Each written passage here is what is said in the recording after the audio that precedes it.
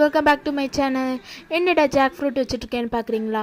ட்ரெண்டிங்கில் இருக்க இப்போ ஜாக் ஃப்ரூட் ஐஸ்கிரீம் தான் ட்ரெண்டிங் ஆகிட்டுருக்கு. அதுதான் எப்படி பண்ணுவோம் வாங்க பார்க்கலாம். இதுக்கு நான் ஐசிங் சுகர் வந்து எடுத்திருக்கேன். அதுக்கப்புறம் பால் வந்து காய்ச்சிட்ருக்கேன். அது பால் வந்து நல்லா திக்காட்டு இருக்கணும். ஸோ இந்த மாதிரி நல்லா அப்படி காய்ச்சினோன்னே இப்படி இந்த திக்னஸ் வந்து இருக்கணும். அதுக்கப்புறம் இந்த ஐசிங் சுகர் எப்படி பண்ணேன்னா, கார்ன்ஃப்ளவரும் சுகரையும் நல்லா மிக்சியில் போட்டு அரைச்சி தான் பண்ணேன்.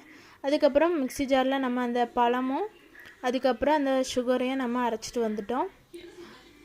பார்த்திங்கன்னா இந்த மாதிரி பல்ப்பு மாதிரி இருக்கும்.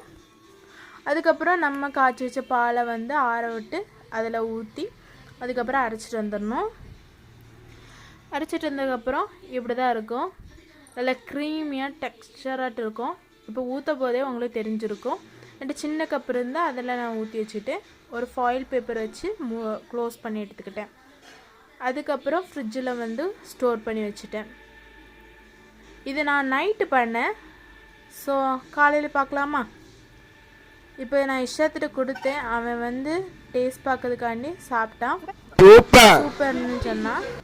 ஸோ அவ்வளோந்தான். உங்களுக்கு பிடிச்சிருந்துன்னா சப்ஸ்கிரைப் பண்ணுங்கள், செஞ்சு பாருங்கள்.